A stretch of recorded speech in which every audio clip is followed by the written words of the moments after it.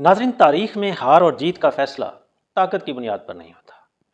سقراط نے جب زہر کا پیالہ پیا تو ایتھنز کے حکمرانوں نے سکھ کا سانس لیا کہ ان کے نوجوانوں کو گمراہ کرنے والا جہنم رسید ہوا۔ یونان کی اشرافیہ جیت گئی اور سقراط کی دانش ہار گئی۔ وقت گزر گیا۔ اسکاٹ لینڈ کے فریڈم فائٹر ولیم والس کو جب انگلینڈ کے بادشاہ نے گرفتار کیا تو اس کو گھوڑوں کے پیچھے باندھ کر برہنہ کر کے انگلینڈ کی گلیوں میں گھسیٹا گیا اور پھر ناقابل بیان تشدد کر کے پھانسی کے بعد اس کی لاش کے ٹکڑے ٹکڑے کر دیے گئے۔ بادشاہ جیت گیا، ولیم والس ہار گیا۔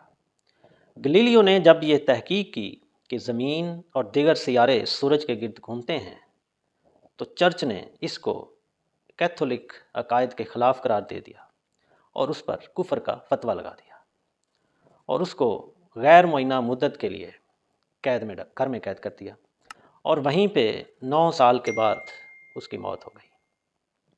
چرچ کے پادری جیت گئے اور گلیلیو ہار گیا۔ برونو پر بھی چرچ کے عقائد سے انحراف کرنے پر مقدمہ بنایا گیا، اور اس نے جب یہ کہا کہ میری تحقیق عیسائیت کے عقیدہ خدا اور اس کی تخلیق کے متصادم نہیں، تو اس کی بات نہیں سنی گئی بلکہ اس کو سزا سنائی گئی۔ جب اس کو سزا سنائی جا رہی تھی تو اس نے ایک تاریخی جملہ کہا۔ اس نے کہا کہ میں اس فیصلہ سننے پہ یا اس سزا سننے پہ اتنا خوف زدہ نہیں ہوں جتنا تم مجھے یہ سزا سنانے پہ خوف زدہ ہو۔ اس کی زبان کاٹ دی گئی اور اس کو زندہ جلا دیا گیا۔ پوپ جیت گیا اور برونو ہار گیا۔ وقت گزر گیا۔ ابو جعفر منصور نے امام ابو حنیفہ رحمۃ اللہ علیہ کو قاضی القضاء بننے کی کئی بار پیشکش کی، مگر آپ نے ہمیشہ انکار کیا۔ ایک دفعہ تلخی اس قدر بڑھ گئی کہ ابو جعفر منصور نے امام ابو حنیفہ کو کوڑے مارے اور قید کروا دیا، اور پھر قید میں ہی بالآخر زہر دے کر مروا دیا گیا۔ سجدے کی حالت میں امام ابو حنیفہ رحمۃ اللہ علیہ کا انتقال ہوا۔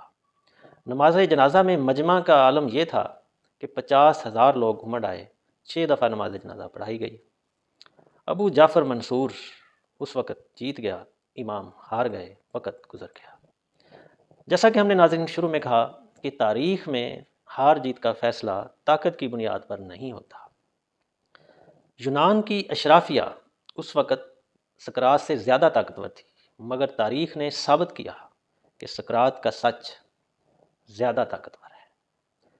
اسی طرح سے ولیم والس، اس کو جس اذیت ناک موت کا نشانہ بنایا گیا تھا اس کا تو کوئی نام لیوا بھی نہیں ہونا چاہیے تھا، مگر ایبرڈن سے لے کر ایڈنبرا تک اس کے مجسمے اور یادگاریں ہیں۔ اس طرح سے گلیلیو کو سزا دینے والے چرچ اپنے فتوے واپس لے چکے اور پھر یہ مانا کہ گلیلیو کی جو تحقیق ہے، جو علم تھا، وہ درست تھا۔